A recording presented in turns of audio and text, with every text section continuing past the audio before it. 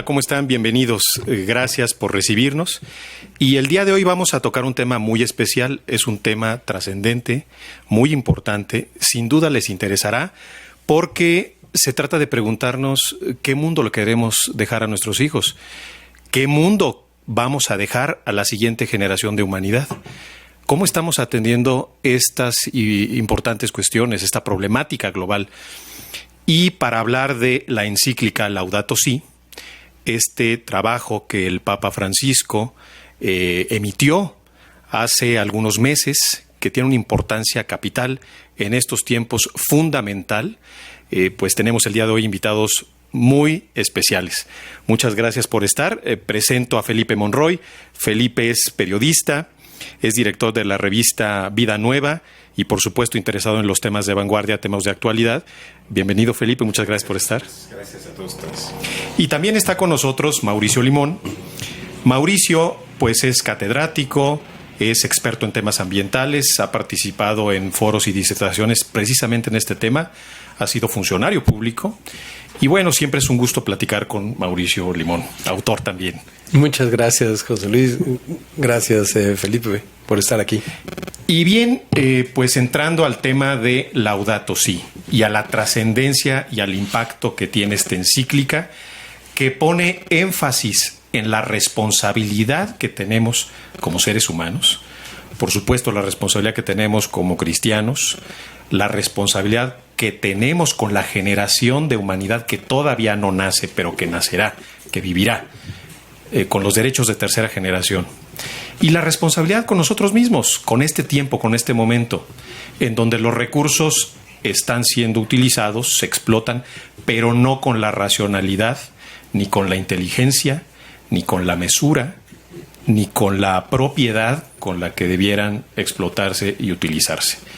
De entrada, pues me gustaría preguntarte, Felipe, ¿cómo ves la importancia de Laudato Si? ¿Por qué en este momento es importante discutirlo?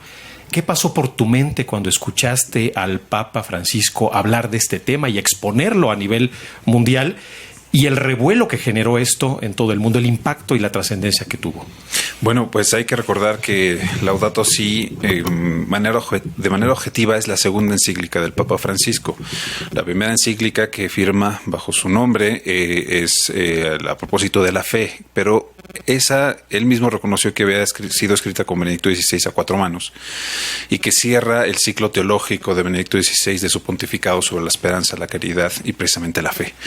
Laudato Si, en ese sentido, es la primera encíclica del Papa Francisco 100% Francisco, es decir, 100% de su ronco pecho, como podríamos decirlo. Y sin embargo, a pesar de que es el primer documento de ese orden, de esa cualidad eclesial, aunque ya había escrito, por supuesto, Evangelii Gaudium, que es un poco para el tema de las iglesias y las iglesias cristianas, cómo pueden vivir la alegría del Evangelio. Laudato Si es una voz que el Papa le da a mucha gente, aunque es una encíclica, por supuesto, católica, por supuesto, firmada por el Papa Francisco. En ella se notan muchos acentos tanto de ciencia y de investigación como del interés y la inquietud que muchas sociedades o culturas tienen respecto al destino del planeta. No hay que olvidar también que esta encíclica fue tan esperada, es decir, que necesitaban saber qué voces le estaba dando apoyo el Papa Francisco, voces que vienen de la Amazonia en Brasil, que vienen de los desiertos en África, de las zonas selváticas en el Extremo Oriente, de las grandes ciudades y las grandes urbes industrializadas, sobrepobladas, hiperdensas. Fue tanta la inquietud que tenía la gente por saber qué iba a decir el Papa y qué voces iban a estar representadas en este documento, que el documento se filtró días antes de que fuera presentado oficialmente. Y esto le da un cariz muy especial a esta encíclica. Quizá sea la encíclica menos doctrinal, dogmática, paradigmáticamente católica que yo conozca. Es una encíclica que tiene mucha mejor acogida, mucha mejor recepción en círculos científicos, ambientales, políticos y económicos que incluso en el mismo mundo de la experiencia espiritual cristiana. Entonces, desde allí yo creo que es interesante pensar en Laudato Si y desde allí seguramente podemos abordarla mejor. Qué importante lo que comentas. Sí, en efecto, yo me estoy acordando mientras hablabas de la Amazonia y demás, recordaba un libro que se llamaba Grito de la Tierra, Grito de los Pobres. Uh-huh. Y recordaba también otros escritos que han hecho filósofos y científicos agnósticos, ateos incluso algunos, pero también el mundo religioso en sus diferentes concepciones ha marcado un énfasis en la importancia de cuidar a nuestro planeta como casa común, la biosfera, el espacio de desenvolvimiento y desarrollo que es el único que tenemos, y por ello creo que viene bien en este momento Laudato Si. Ahora me gustaría escuchar la opinión de Mauricio, preguntándote lo mismo, ¿qué pasó en tu mente? ¿Qué sentiste cuando escuchaste que el Papa estaba tocando este asunto antes de la cumbre de cambio climático de Naciones Unidas, antes de que se profundizara en la discusión de los temas económicos de mercado y de estas crisis recurrentes que vemos? El Papa pone el punto focal en la desigualdad, en la mala distribución de los recursos, en la injusticia e inequidad, pero también en que todavía tenemos tiempo. Todavía estamos en el momento de actuar. ¿Qué pasó por tu mente, Mauricio? ¿Qué nos puedes comentar? Mira, el Papa anuncia que está preparando, que iba a iniciar la preparación de la encíclica Laudato Si, que en ese momento no se sabía el nombre, en su viaje de regreso de Corea después de la COP20 de Lima. La COP20 es la Conferencia de las Partes sobre Cambio Climático en Lima, cuyo objetivo era preparar un documento de discusión para la COP21 de París, que acaba de suceder. Y él mismo dice, ante el fracaso de la Convención de Lima, como todas las otras convenciones, excepto la de México, la COP16 de México, de Cancún. Yo estuve en esa en Cancún. Esa fue exitosa, pero había venido de un fracaso en Copenhague. Cierto. Y otros fracasos. Y el Papa dijo, es necesario que la Iglesia tenga una voz en este tema. Posteriormente, anuncia que también la encíclica se da en el marco de Naciones Unidas para revisar los objetivos de desarrollo del milenio, que se instauraron en el año 2000 y que vencían en el 2015, y que para septiembre de 2015 y el Papa iba a ir a Estados Unidos precisamente a la reunión de Naciones Unidas, en donde se iba a debatir el tema de los nuevos objetivos del desarrollo del milenio, que son los objetivos de desarrollo sostenible. Eso es importante porque los objetivos de desarrollo sostenible se empezaron a analizar en la cumbre de Río +20. Es decir, hay una serie de eventos internacionales que le dan el contexto a esta encíclica. Esos objetivos de desarrollo del milenio que se empezaron a trabajar, desarrollo sostenible, que se empezaron a trabajar en la cumbre de Río +20, es decir, en el año 2012, se acogieron al principio con mucho énfasis, pero la crisis económica y todo empezó a bajar el interés por realmente darle un empuje fuerte a estos objetivos de desarrollo del milenio. Entonces, llega en este momento esta encíclica y se da en ese marco, en el marco de previo a la COP21 de París de Cambio Climático y previo a la reunión de Naciones Unidas, de la Asamblea General de Naciones Unidas, sobre los objetivos de desarrollo del milenio. Y es reconocido por todo el mundo que esta encíclica verdaderamente le dio un respiro a los objetivos de desarrollo sostenible, que venían abajo. Políticamente ya los países no querían hacer un replanteamiento como el que se estaba haciendo. Le dio, y yo digo que el primer milagro fue que efectivamente se aprobaron los objetivos de desarrollo sostenible, porque un año antes el sentir internacional es que no iba a salir algo interesante. Y es reconocido también que la COP21 de París tuvo también un respiro. ¿Qué sucedió cuando el Papa lanza esta, de inmediato empiezan a haber acuerdos entre Estados Unidos y China, y eso era sin duda un milagro, ¿no? ¿Por qué? Porque ellos no les había gustado entrar a protocolo de Kioto, de hecho no entraron. Claro. Y ahora con un nuevo instrumento jurídicamente vinculante en donde está China y Estados Unidos, que ellos tienen el 40% de las emisiones globales. Así es decir, realmente cuando yo la leí me dio esperanza y mucha interés y morbo por saber qué decía sobre muchos aspectos en materia ambiental. Ahora que he visto pues los efectos inmediatos a corto plazo, que por supuesto no es una encíclica que va dirigida a la COP ni a la Asamblea de Naciones Unidas. No, pero encaja perfectamente, claro. Pareciera embonar a la perfección. Exacto, porque el mismo Papa en la encíclica dice que tiene que haber un diálogo plural.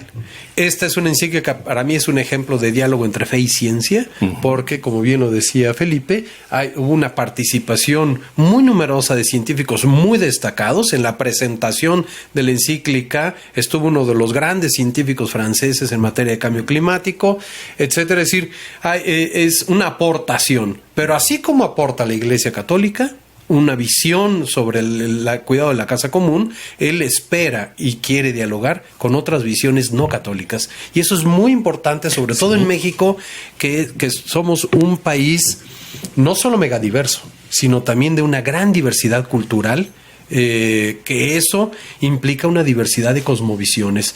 Esas diversidad de cosmovisiones tienen que dialogar en torno al cuidado de la casa común. Así es.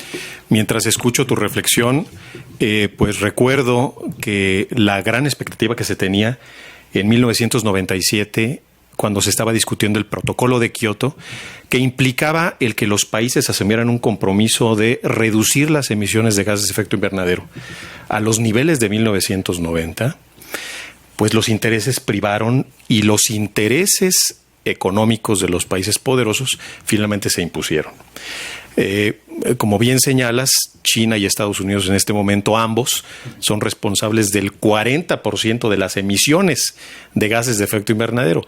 Sin embargo, hay muchos países que pueden desaparecer por efecto del cambio climático que no generan en absoluto polución, gases de efecto invernadero, contaminantes, y no contribuyen a esto. Sin embargo, por ser débiles y por estar marginados del concierto internacional, pues no fueron escuchados. Yo creo que ahora el Papa pone la voz en eso y habla precisamente de la corresponsabilidad que tienen los países poderosos respecto a los países en vía de desarrollo.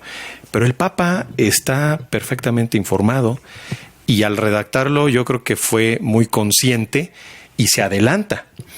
Porque si ya se ha acordado que uno de los principios de derecho internacional es el que contamina paga, y aquí estamos hablando de que los grandes contaminantes son los países desarrollados, que precisamente obtuvieron desarrollo y riqueza, prosperidad, a costa de la degradación ambiental, ahora tienen una corresponsabilidad.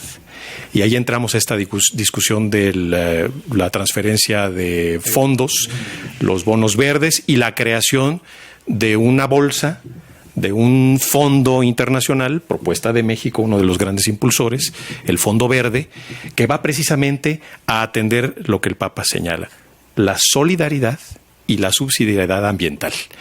¿Qué nos puedes comentar sobre esto, Felipe? Porque es un tema importantísimo. El Fondo Verde se establece para que aquellos países que tienen estos recursos, producto de la explotación, ahora los transfieran a los países en vías de desarrollo para que en lugar de talar, conserven. En lugar de explotar, preserven.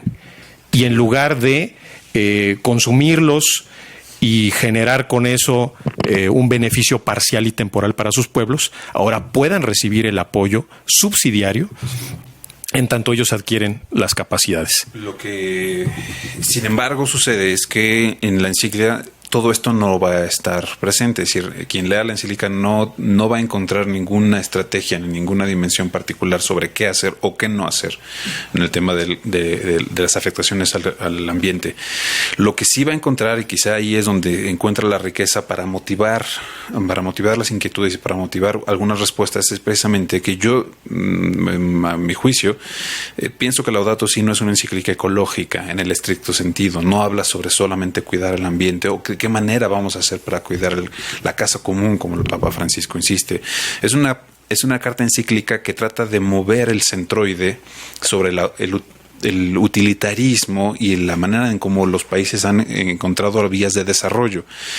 En ese sentido, a mí me gusta mucho el número 65 de la encíclica, que especifica claramente que tenemos que mirar primero la realidad, no tanto hacer estrategias, que le toca a cada una de las naciones y los servicios internacionales realizar estrategias para modelar un poco la atención al futuro, pero tenemos que ir en dos caminos, y por eso Francisco elige el nombre de Laudato Si, del canto de las criaturas de San Francisco de Asís, porque tiene esta doble dimensión. La primera es encontrar la belleza del ambiente, de la naturaleza, de la realidad, en el sentido cristiano de la creación.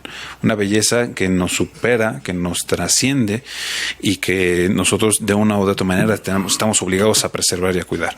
Y en el segundo caso, la segunda parte es que Laudato Si es una encíclica profundamente política, en donde, insisto, se mueve el centroide en que los países que han logrado desarrollo a través de algunas afectaciones económicas no solamente tengan esta corresponsabilidad con los países que seguramente son más afectados por el cambio climático, sino que incluso los países en vías de desarrollo o los que buscan algún tipo de desarrollo sepan que no es el camino adecuado.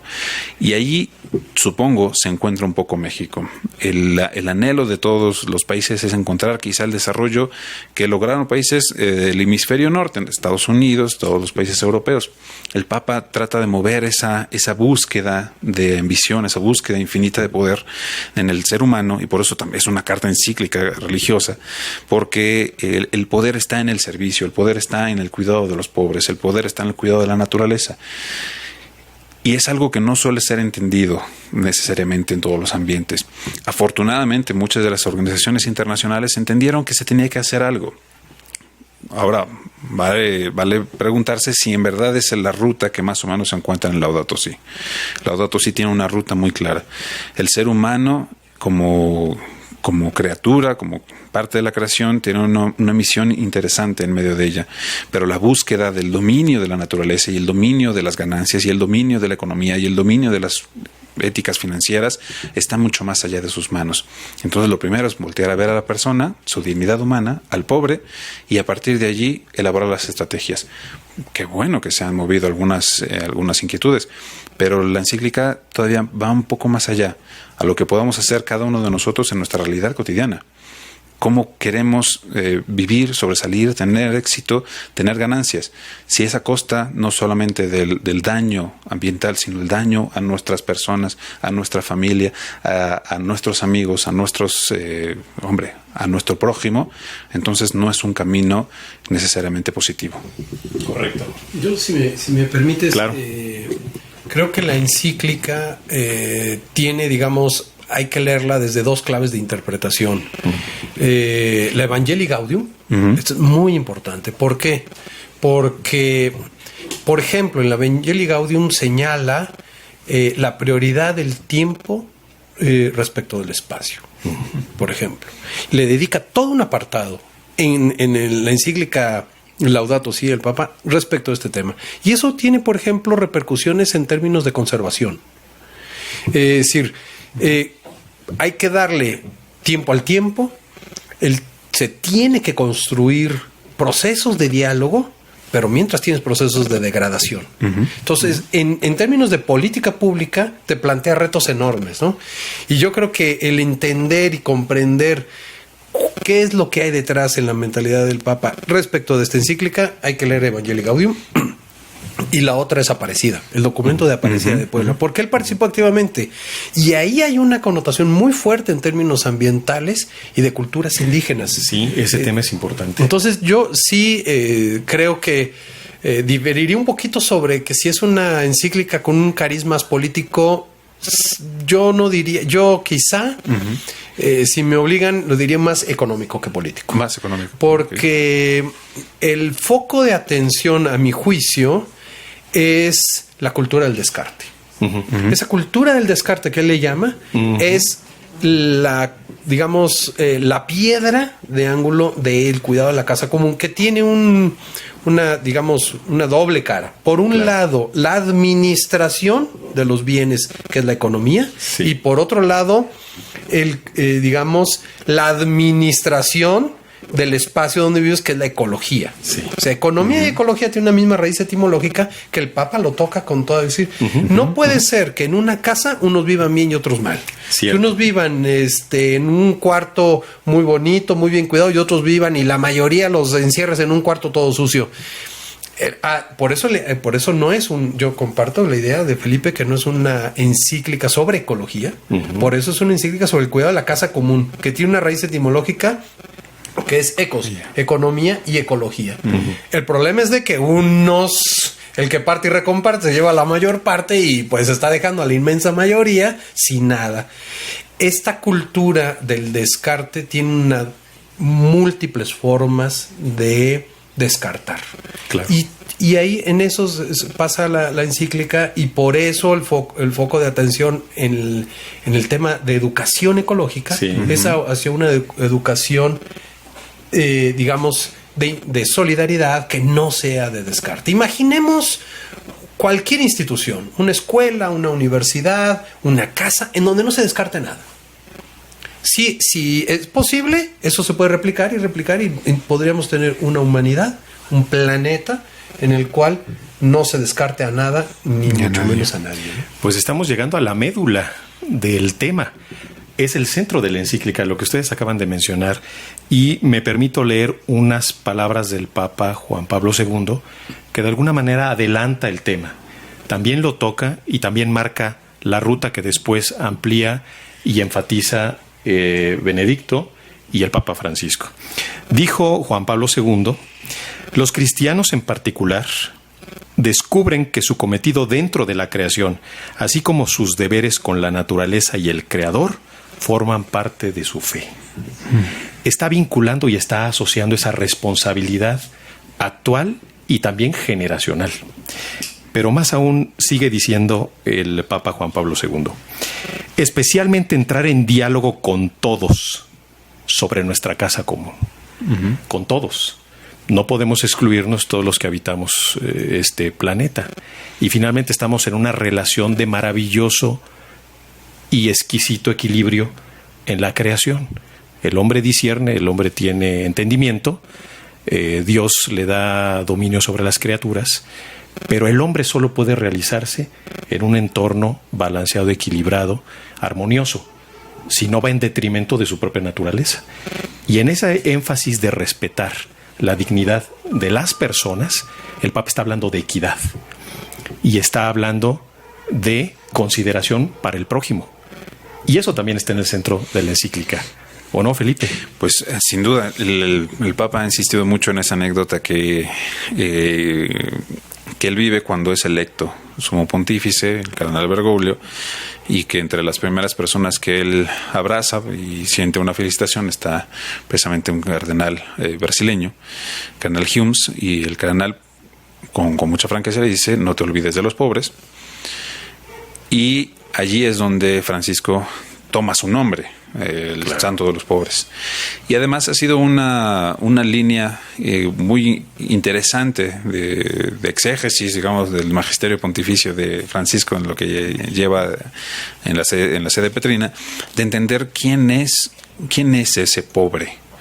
Y Y hay posiciones, quizá puedan ser un poco maniqueas, de que el pobre es aquel que precisamente no tiene que comer, no tiene que vestir, no tiene que trabajo, no tiene... Hombre, sí, es una situación verdaderamente complicada y difícil, una persona que está sometida a esta economía de descarte. Pero también hay una pobreza fuerte, una pobreza moral, una pobreza llena de mundanidad, como también el Papa Francisco ha insistido. Y en esta encíclica insiste mucho en el tema de acoger la belleza de estar aquí. Y coincido perfectamente, Mauricio, el tema de Evangelii Gaudium, que es la alegría del Evangelio, que es su exhortación apostólica, tiene un cariz inquietante. porque Evangelii Gaudium no es encíclica? Y no es encíclica porque básicamente sale mucho del ronco pecho de Francisco. Él es un anhelo, es un deseo. Allí es donde se ejemplifica mejor lo que él mismo ha venido insistiendo. Quiero una iglesia. Es un anhelo, es un deseo que comparte con muchos católicos, por supuesto, y con mucha gente que, incluso no siendo creyente, también busca una iglesia que sea de una o de otra manera, más responsable, más solidaria, más entregada, más transparente. Eso es en Evangelii Gaudium, pensar en la iglesia, en el deseo grande. Pero la encíclica de Laudato Si, por eso es importante ver a lo largo de toda la encíclica cómo va recogiendo muchas de las voces de los episcopados nacionales, de las iglesias particulares, de las congregaciones religiosas, por supuesto de grandes científicos y de análisis muy claros, que no nos los va a recetar como si fuera un proyecto académico, no, sino que todo este trabajo, y eso quizá ha sido la gran ventaja que yo he visto en las presentaciones alrededor del mundo que se hace de Laudato Si, el ala científica, la gente que se ha dedicado al estudio de esto desde hace décadas, siente un gran apoyo. Un poco sí, diciendo, nosotros lo veníamos alertando esto desde hace 20, 30 años, qué bueno que un líder religioso lo recoja. Tal vez sean las formas ahora, la forma de plantearlo, porque cuando tú hablabas de un pensador brasileño, un cardenal brasileño, por un momento pensé que ibas a citar a Leonardo Boff. Sí. Que Leonardo Boff escribió precisamente un libro llamado Grito de la Tierra, Grito de los Pobres. Sin duda alguna. Claro, él derivó en otro camino y desde mi punto de vista el libro de Boff se enfoca más al reclamo ideológico y económico y más a la denuncia y a la crítica sociopolítica, digamos, aunque tiene un contenido bastante importante y que no se debe descartar, porque finalmente otros autores lo han enfatizado.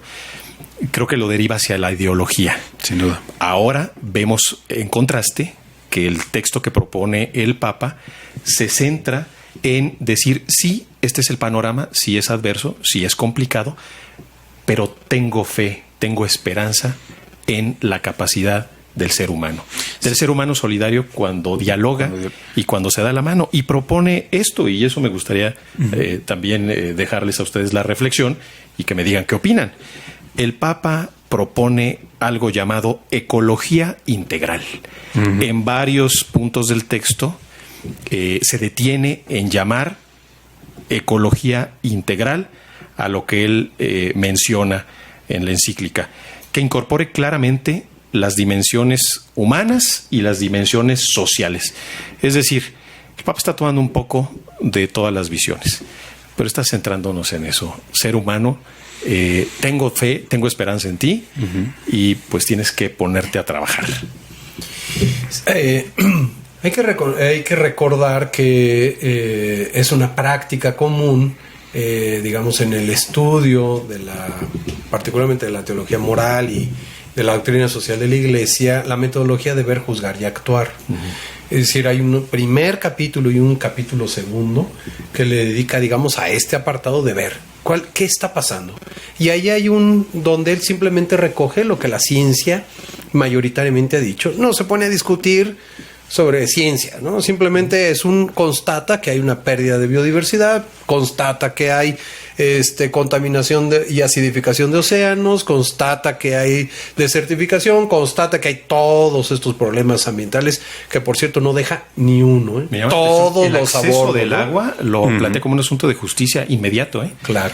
Eso es muy importante. Y luego habla del Evangelio de la creación, en donde hace una correcta interpretación sobre el dominio, entrecomillado, que el hombre tiene que tener sobre la naturaleza. ¿Por qué? Porque se ha abusado de esa expresión que, digamos, podríamos denominar una antropología dominadora, ¿no? Uh-huh. En donde el hombre se volvió Dios y por lo tanto pues puede hacer lo que se le pegue su regalada gana con los demás y con lo demás. A partir de ahí pasa a un capítulo, a la parte de juzgar. Por supuesto que juzga a la luz del Evangelio. Uh-huh. ¿Qué significa interpretar a la luz del Evangelio? Toca un tema central, digamos, para el católico, ¿no? A diferencia de todos los demás. ¿Cuál es la causa profunda del desorden, del caos en el que se vive desde el punto de vista ambiental, social, económico? Es el pecado. Uh-huh. Cuando se rompe la relación con Dios, en automático se rompe la relación con los demás y con la naturaleza. Y por eso recoge una frase de San Pablo que dice que la tierra gime como dolores de parto, esperando la salvación del pueblo de Dios. Sí. Porque la salvación de los hombres no se da en el Nirvana o en el Marte o sabrá Dios dónde. La salvación se da aquí, en esta tierra. El rompimiento de la relación con Dios implicó y es un rompimiento con los demás y con la naturaleza. Son dos formas, dos expresiones de una misma causa, que es 100% humana. Y esa causa humana de romper, digamos, la relación con la naturaleza y la relación con los demás es clave para entender el concepto ambiente. ¿Por qué? Porque normalmente entendemos ambiente como el entorno, lo que me rodea. El Papa dice, no, yo soy parte del ambiente, soy un elemento más del ambiente. Claro, con una dignidad. A diferencia de esas visiones ecocéntricas o biologicistas en donde te ponen un plano de igualdad, no. O evolucionistas, que todas son antropocentristas de alguna manera. No habla de la evolución, ni se trataba que hablara sobre la evolución. No, claro. Pero lo que voy es de que el Papa dice, somos un elemento del ambiente. Lo que yo haga con los demás y lo demás me va a afectar, y lo que hagan los demás y lo demás me va a afectar, porque somos parte del ambiente. Y eso se ve con claridad, por ejemplo, en cambio climático. Uh-huh. En cambio climático es como pensar que en una pipeta de probeta empiezo a experimentar y algo pasa, bueno, pues no pasa, pero resulta que yo estoy dentro. Exactamente. Lo que está pasando al planeta en términos de cambio climático es una expresión clarísima de ese pecado. ¿Por qué sufren más los más desfavorecidos? Cuando, como bien dices, son los que menos aportaron en términos de responsabilidad al cambio climático. Claro. Entonces es una expresión, como es una expresión en lo económico, por esa cultura del descarte. Por eso habla de una conversión ecológica. Esa conversión ecológica es a una ecología integral. Y ahí es donde entro que esto es muy importante en términos, digamos, de que le da un estirón a lo que se le viene llamando la sustentabilidad. Claro. Porque la sustentabilidad, digamos, ha sido un concepto muy antiguo, acuñado desde el año 85 en un informe Brundtland. Sí. Pero este concepto de sustentabilidad supone, digamos, que sobre una base de recursos naturales está destinado para satisfacer las necesidades presentes y futuras, sin comprometer la generación de la siguiente generación. Es correcto. Pero pero el concepto de sustentabilidad está, digamos, marcado por el concepto de necesidades futuras y presentes. Y el Papa dice, no es suficiente con pensar en nuestros hijos, claro, cuando los actuales están sufriendo y no están esperando a ver si nuestros hijos dejan de sufrir porque yo lo estoy sufriendo. Entonces, lo que está enfatizando una solidaridad intrageneracional, además de la solidaridad intergeneracional. Sin duda. Eso, digamos, pero ¿por qué lo estira este concepto? Porque incorpora un elemento fundamental, que es la cultura. Bien. En la ecología integral del Papa, incorpora un elemento central que es la cultura, porque en el concepto de desarrollo sostenible o sustentable normalmente se incorporan el desarrollo económico y social sobre una base fuerte ambiental. Y dice, pero ojo, ¿y la cultura? Entonces, lo que estás planteando de alguna manera es que ese concepto de desarrollo sustentable que fue material de discursos en todo el mundo y en muchos momentos, ya queda rebasado por la propuesta de economía integral. De alguna manera lo absorbe y lo proyecta. Es correcto. Ecología integral. Es correcto. Toma la base de desarrollo sustentable, le da un nuevo alcance, una nueva proyección, le quita el enfoque exclusivista de economía, porque estaba más enfocado a la parte económica, y lo proyecta en la dimensión humana. Por algo, porque dice el Papa con claridad, los conflictos ambientales en realidad son socioambientales. Así es. Y en la experiencia ya de 20 años dedicado a eso, todos los ambientalistas lo decíamos. En realidad los problemas no son ambientales. Eso que lo resuelvan los biólogos o los químicos, no. Claro. Los problemas en realidad son socioambientales. ¿Por qué? Porque existe un concepto social, existe un concepto, pero también cultural. Y eso en un país, insisto, como México, de diversidad cultural, es central para lograr un desarrollo, digamos, sustentable o de ecología integral por ese respeto cultural. Casualmente, la mayor biodiversidad la tenemos en zonas de mayor diversidad cultural. Claro. Entonces, si queremos conservar la biodiversidad, tenemos que respetar las culturas. Cierto. Que normalmente pues no son las nuestras, la de la mayoría, y nos cuesta mucho trabajo. Y en términos de políticas públicas, pues tienes que incorporar otros elementos que quizás has dejado fuera para hacer una adecuada, digamos, administración de tu pedacito de la casa común, que sería México en este caso, ¿no? Porque se han hecho políticas para el desarrollo sustentable o para la preservación de los ecosistemas, siempre y cuando no afecten los intereses. Y esa ha sido la limitación. Y hay otra característica también de los programas. Y la contradicción. Un poco que tiene que ver un poco más con teología cristiana, que es la soberbia del ser humano. Sí. Y muchas veces también la soberbia de los grandes desarrollos económicos o de la búsqueda de soluciones por parte de los especialistas. Por eso insistía mucho en el tema de los pobres. ¿Por quién es el pobre? El pobre, por supuesto, en ese sentido, y como lo ha denunciado Leonardo Boff, y también lo denuncia Francisco en la encíclica, sí padece con más gravedad los efectos del cambio climático, pero tampoco es que se necesite estar esperando que algún otro iluminado con algún otro preclaro en el terreno les resuelva este asunto. Por eso Laudato Si está alimentada de muchas expresiones muy comunitarias, muy personales. Yo no lo sabía hasta que lo platicaba con una reunión de sacerdotes indígenas y precisamente en el terreno de la teología indigenista que se realizó en Brasil, más o menos por el 2008. Uno de los tópicos que tocaron precisamente era Laudato Si. No existía el Laudato Si como encíclica, pero sí el canto de las escrituras de San Francisco. Y eso de una u otra manera va recogiéndolo a la encíclica. Es decir, que la respuesta no está necesariamente de los países otra vez desarrollados o con las grandes tecnologías, o aun cuando comprendan perfectamente de qué va Laudato Si. La principal necesidad de entender Laudato Si como Evangelii Gaudium es tratar de hacer un poco más horizontal el pensamiento y las estrategias que podamos desarrollar, respetando las dimensiones comunitarias, respetando las culturas en cada una de las regiones del mundo, tratando de ver que estas mismas encuentran estos equilibrios para trabajar, su propio desarrollo, pero también su modelo de sustentabilidad. Y esto es muy cuestionante en lo profundo, porque es difícil dar respuestas. Es más fácil dar respuestas, pero es muy difícil incorporarnos en procesos de soluciones, sentirnos dentro de la misma probeta, sentirnos nosotros parte de quienes somos los pobres. Pobres quizá no en algunos casos, pienso en Europa, pienso en algunos países desarrollados, pobres no en elementos materiales o en algún tipo de desarrollo, pero sí con muchas pobrezas que el Papa también ha señalado con mundanidades. Y en ese sentido todos tenemos esa búsqueda, o todos tenemos que sentirnos interpelados por esa búsqueda también de misericordia, que también en el año de la misericordia el Papa ha traído precisamente como este gran eje gigantesco de pontificado.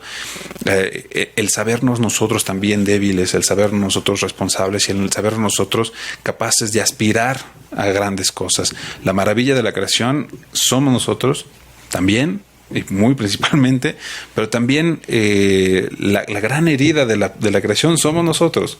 Y en ese sentido, el cristianismo busca la gracia y del otro lado busca precisamente la mejor manera de salir adelante junto con su generación y las futuras. Ok, les planteo lo siguiente. ¿Creen ustedes que la Iglesia se tardó en hablar? ¿Se tardó en tocar el tema? De alguna manera, al hablar siempre de justicia y equidad, el hablar de desequilibrios y de desigualdad, el hablar de corresponsabilidad y solidaridad del que tiene y puede con el que no tiene y no puede, lleva implícito el tema, pero en ser específico en una encíclica o en una comunicación directa o en una voz clara, tocando los temas puntuales, ¿creen que se tardó la Iglesia? Esa es una. Y segundo, para concluir esta mesa, me gustaría también que me dijeran sobre esto que el Papa dice de apostar por otro estilo de vida, que yo creo que es el sentido de la acción inmediata que nos tocará ejecutar. Yo creo que no se tardó. Bueno, es muy difícil poder decir si se tardó o no se tardó. Hay que tener muy en mente, por ejemplo, la encíclica de Benedicto XVI sobre Caritas in Veritate, donde recoge conceptos ya de ecología muy antiguo y que recoge y que son la base de la encíclica Laudato Si. Es decir, no surge de la nada. O sea, tiene una gran riqueza, sobre todo en Benedicto XVI, en donde, por ejemplo, habla de que el libro de la naturaleza es uno indivisible. Y a partir de ahí tiene muchas jornadas de la paz que le dedica al cuidado de la creación, etcétera, Benedicto XVI, y en Caritas in Veritate recoge el tema de ecología humana de Juan Pablo II, etcétera, etcétera. Yo creo que la novedad de es, digamos, que aglutina en una sola encíclica con un enfoque diferente. Yo creo, desde la perspectiva internacional, fue muy a tiempo. Quizá lo hubiéramos deseado, porque lo que se dice ahí, digamos, en términos de científicos, pues sí, es una voz gritando en el desierto desde hace mucho tiempo. Sí. Pero los eventos internacionales que teníamos, que les acabo de decir, llegaron a tiempo. Y tan llegaron a tiempo que tuvieron su efecto. Haberla sacado hoy, sí hubiera sido salir tarde. Eso yo creo que en ese punto sí tuvo un efecto, digamos, a tiempo respecto del contexto internacional.